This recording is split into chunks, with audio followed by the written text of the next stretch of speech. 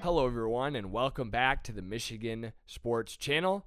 I'm your host, Andrew Barnes, and here we go. Two topics today that we'll cover. The first is going to be the Detroit Red Wings season in review. We know that it was a disappointing season for Red Wings fans that started off very poorly, which is how last season, of course, ended. And then the Red Wings make a coaching change, hiring Todd McClellan, and all of a sudden the Red Wings, they were on fire, right? They couldn't lose, kept winning, looked like a lock for the playoffs. Then we got the break with the Four Nations tournament, and they closed the season on a disappointing 9-13-2 record. So the season really ends up ending the same for the Red Wings, where they're in prime playoff contention, competing, just have to keep winning games. And like last year, this year, they were unable down the stretch to do so. One of the biggest things that we look at is the offense. Last year, the offense was pretty elite, 278 goals. We know defensively was really a struggle, which is what was really holding them back. And this year, the offense regressed. 238 goals, so a 50-goal difference between this season and last season. And so we'll try to look through some things to find out why that could be the case. Dylan Larkin, this year, he played in all 82 games, ends up with 70 points, 30 goals, 40 assists. Last year, in 68 games, he had 33 goals, 36 assists, and 69 points. So the Red Wings captain, 12 more games this year, but only one extra point. So not a bad season, kind of on par for him, but not a great season or a step forward. He came out recently this week and was unhappy with the lack of moves that the Red Wings made close to the trade deadline. And so, I mean, of course, he's frustrated. Becoming the captain at a young age from Michigan, the Red Wings, a storied franchise, and they have not made the playoffs since that's happened. So the question for Dylan Larkin still remains, is he good enough to lead the team and to be a captain on a Red Wings team that can be in the playoffs and to be successful? And we haven't quite seen it yet. It's also, his plus-minus was the bottom 10% in the league. Lucas Raymond, this year and last year, 82 games each. This year ends up with 80 points compared to 72 points last year. So an improvement from Lucas Raymond. Doing a pretty good job leading the team overall in points. And so he's doing a pretty good job. The goals were a little bit less. But again, when you look at him, when we talk about really this top line, the problem is, again, their plus-minus is bottom 10%. And last year they had a negative plus-minus as well. And so when our first line and our second line are on the ice, they are not playing well together. They're not outperforming their opponents. And so, yes, we could look at the defense and the goalies and those things, of course, as a factor to that. But as of right now, all these young guys with promise and seem like pretty good individual players have not been able to pull it together on the ice. The veteran Patrick Kane, this year 72 games, 21 goals, 38 assists, 59 points. Last year, in only 50 games, 20 goals, 38 assists, 47 points. So again, we see his stat line regress. This almost the same amount of goals, right? And when it comes to a 22 game difference. And so Patrick Kane, of course, look, he's the veteran. He's not the one we're expecting to lead the team at his age, but his age maybe is starting to show a little bit. Alex DeBrincat, he was the guy, right, leading the team in goals this year, 39 goals, 70 points total compared to last year's 27 and 67 points. So his point total was close to the same. His goals were up. And so, again, we're seeing when we look at this top line, some of these guys, right, they're looking the same, but some of them did more in less games last year, so a bit of a regression. Mo Seider, last year 46 points, this year 42 for the defenseman.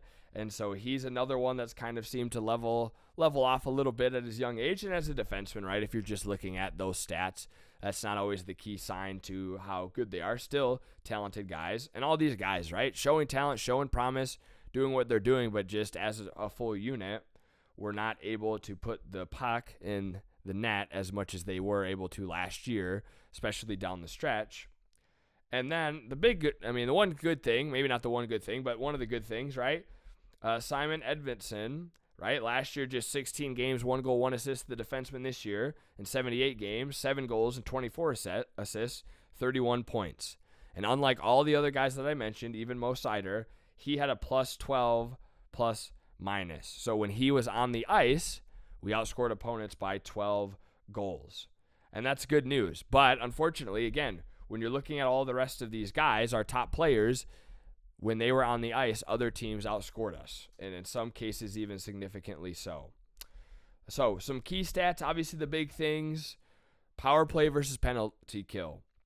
We were one of the top 5 teams scoring on the power play. And so when we see other talented young guys and Patrick Kane offensively, when they have an advantage, they're going to do a good job scoring goals, even though 5-on-5, they did not do that at an elite level this year.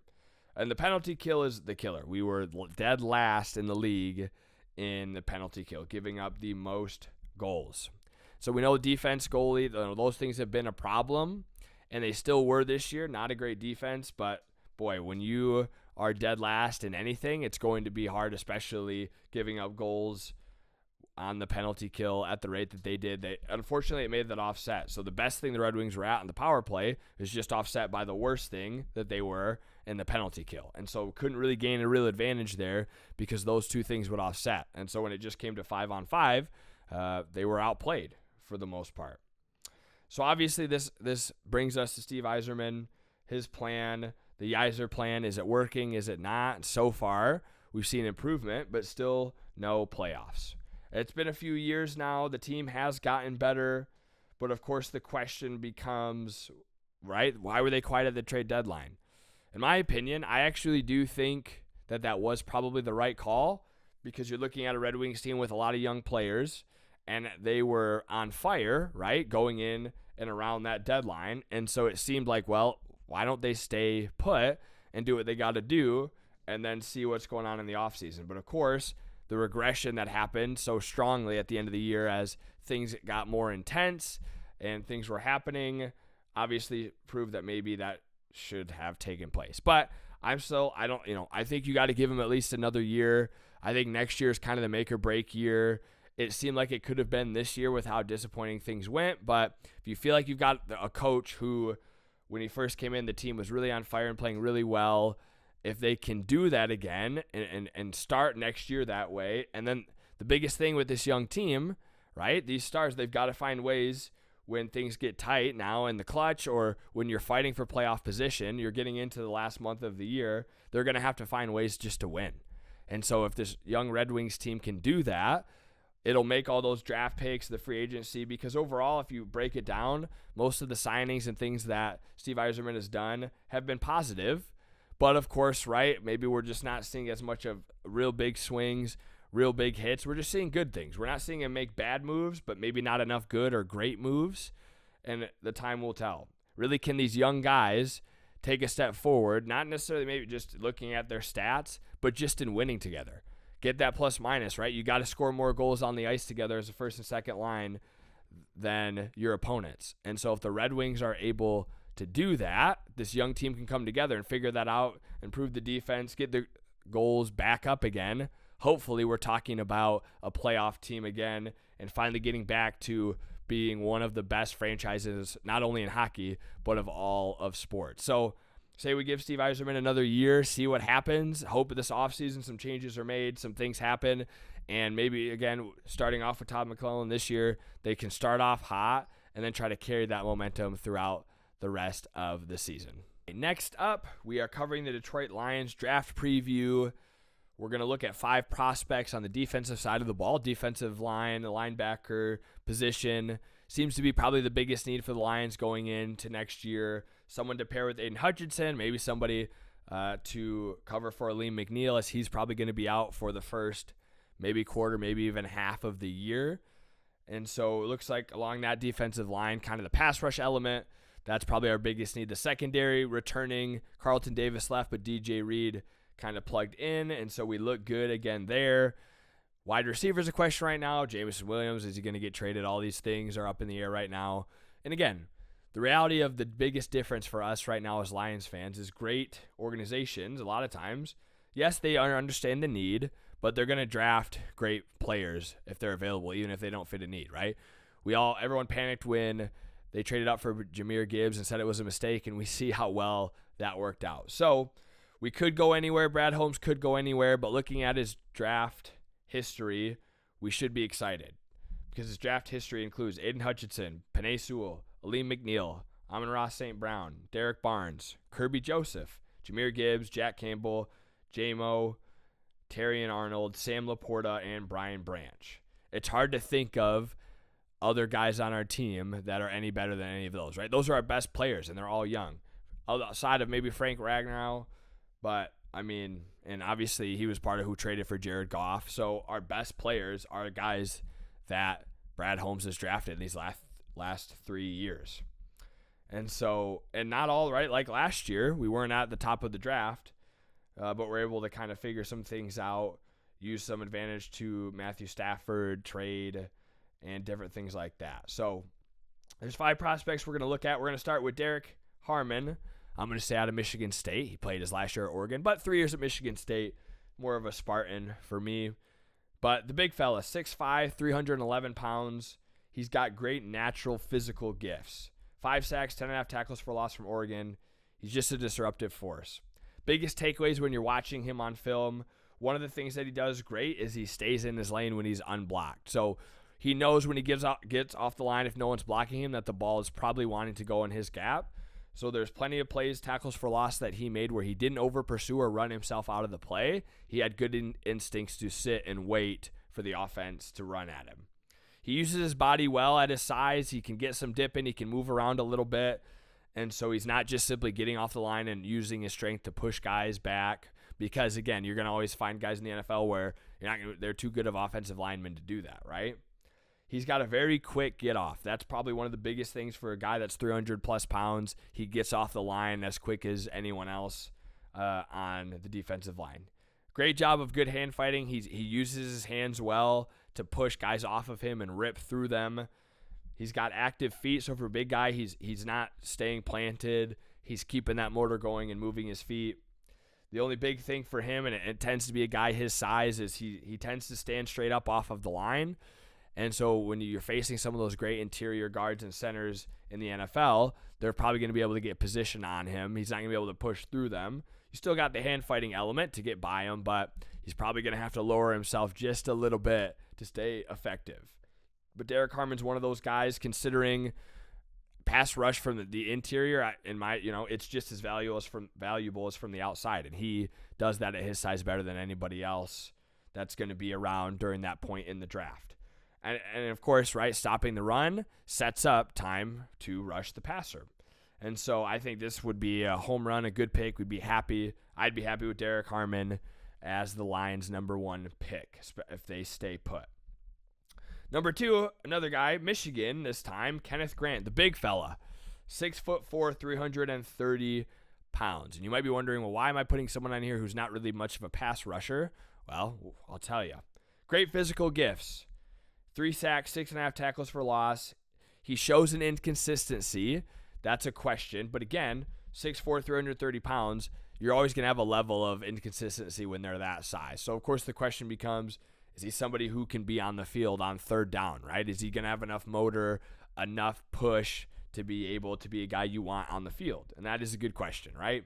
But he's got great instincts, especially on pass deflections, one of the best in college football. There's so many times when you watch on film, he's double teamed, so he doesn't just take himself out of the play or wait for it to be over. He engages and gets that hand up. He has a great instincts at knowing and watching the quarterback. And even though it's not as, sexy as a sack, when you knock the ball down, if a receiver's wide open for a slant, a curl, that's a first down. Sometimes those routes are touchdowns. So even though it's not always flashy, knocking the ball down is killing the play. That's big, and he does that better than anybody else. He also does a good job of avoiding cut blocks, low blocks. A lot of times guys are trying to go low on him because he's a big guy, so they can't engage with him. And there's a lot of times on film where he's able to run through those or avoid them and not get cut, not go down, or not let that stop him from making the play. He's obviously not easily moved. You're not going to see on film where guys are pushing him back. And again, he engages when he's doubled. Another big thing is he is slow off the line. So that, could tie into the inconsistencies. And again, a guy at 330 pounds, you're going to see some of that. But if he can up that motor a little bit, right, up kind of get him, change those things at the NFL level a little bit, which we've seen guys do, and I believe Dan Campbell is going to get the best out of people if him and Brad Holmes believe a guy's worth drafting. This, again, is another good pick. Next one, James Pierce. If we're getting to the straight defensive ends from Tennessee, 6'5", 245 pounds. He's the prototypical look of a rushing defensive end, and you see it on film. He's 6'5", 245 pounds. You can just see the length of just him standing there, right? You can see great length, and he uses it well. He's got just a great twitch off of the line. He goes fast. His speed off the line is fast. The good news with him is sometimes guys have empty 40 times. They run a great 40, and you don't see it on film. His 4.47 40 time matches up with the speed that he plays with. Whether he's in the open field unblocked, running down a screen, or rushing the passer, he plays with that level of speed. He's got probably the best, just that physical gifting out of all of these guys that we're going to talk about. Improvement as a run defender is needed. A lot of these guys, right, they want to rush the passer and go. The Lions, were known for liking guys who are going to do the dirty work. And off the field issues right now are going off about him. Again, I think, we can trust Brad Holmes and Dan Campbell with that. People always want to talk about Jamison Williams. That's probably why the trade rumors are there, because he's been suspended for different things. But, hey, it's one of those things. Sometimes you take risk and you feel like these guys can work out. And J-Mo last year, man, did it work out for the Lions. 13 tackles for loss, 7.5 sacks, first team All-SEC. When you watch the film review, the biggest thing, like I said, the quick and active feet, and he plays fast. That twitch, that speed, it's elite when you watch it on film, like his 40 time. So those things line up. The other elite thing that he does is he excels at stunting. That's when he's starting at the end position. He stuts off of the line, cuts inside towards the quarterback, basically becoming a defensive tackle.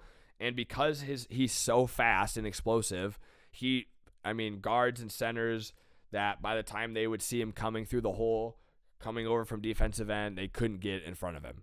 And so he did stunting he does better than anybody else in the draft. So he's good in space, good shoulder dip, but he lacks some power. You don't see him usually push through guys.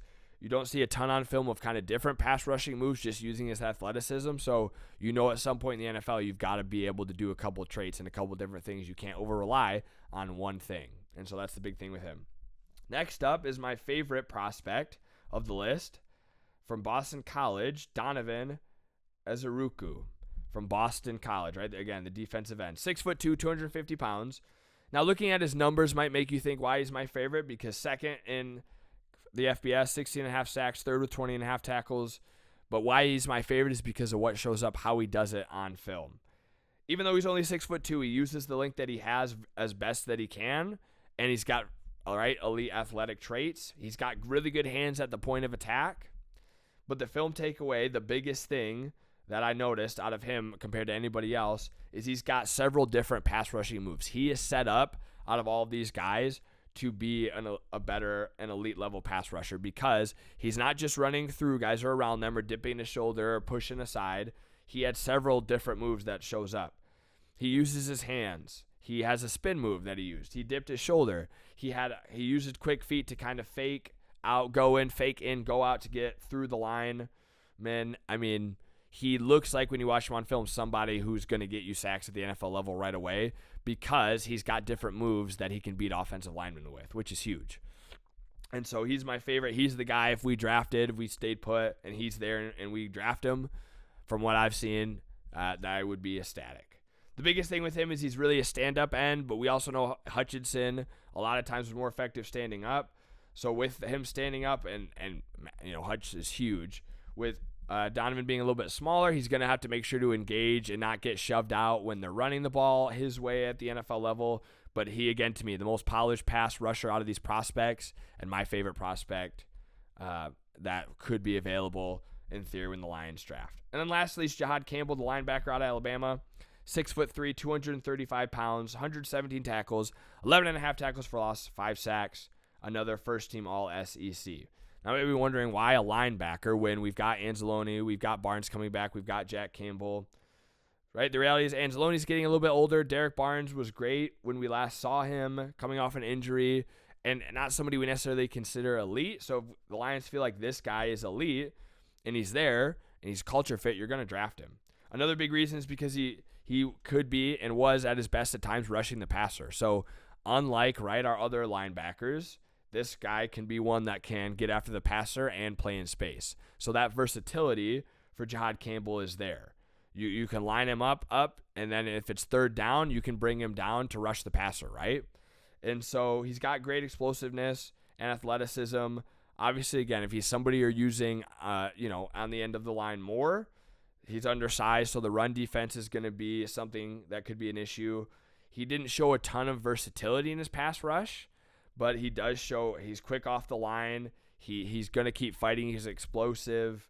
He's going to need to work on, obviously, different pass rushing moves. But again, if the Lions feel like this guy's a culture fit, he could be great in space. And then, right, you can use him down the line and then put our linebackers like Jack Campbell and Anzalone, who were very good at guarding and pass coverage this past year. And you feel like Jihaad Campbell gives you more going after the passer maybe than like a Derek Barnes or Malcolm Rodriguez. He could be a great fit. The biggest difference, right, now that we're a great team, number one, we don't have flashy free agencies, which, again, if you look at great teams like the Chiefs or the Eagles now, they don't either because you're just drafting great guys and keeping the great guys that you have. But you are also you're going to lose guys at times. You can only pay everybody so much money. We saw the Chiefs lose Tyreek Hill for that reason. Not because they didn't want him on their team, but because at some point you can't pay everyone. So sometimes, yes, some of these great players that we love from the Lions, a lot of them are young and the same ages. Those big contracts, some of them aren't going to be able to be re-signed. So either way, even if, just my thing, right? Don't panic if we seem to draft a great guy that it seems like we didn't have that big of a need, because guys get hurt and also guys you can't re-sign all the time. So Jihaad Campbell, he could be that fit, right? We know with Jahmyr Gibbs, everyone freaked out about that and thought it could be a waste, and we've seen how everybody was dead wrong about that. The kid is special. So at the end of the day, we can trust Brad Holmes because of this history, because of his connection with Dan Campbell. That's been the difference in our organization. You have two guys who both look at prospects, and the first questions they're asking is, do they love football, right? Do they know the game, and are they willing to do things that aren't flashy? Those are the kinds of guys that they draft. They want versatile guys who want to get interceptions and want to come up and hit guys. They draft tight ends who are going to block as well as they catch passes, right? Who are going to rush the passer as well as they defend the run. And so because they've done that, they've drafted guys, gotten the best out of them, and we haven't had big busts. We thought Jameson Williamson might be, but this last year proved us wrong. And so we can trust it because Brad Holmes and Dan Campbell have this connection. And until that changes, or we have a bad draft or something happens, then we can question it. But until then, it's going to be a good draft week. The Lions are going to get the players that they need at whatever position they do, and Dan Campbell's going to find a way, despite the coordinator changes and all the different things there, to get the best out of them. Thank you for watching the Michigan Sports Channel. I'm your host, Andrew Barnes. We'll see you soon.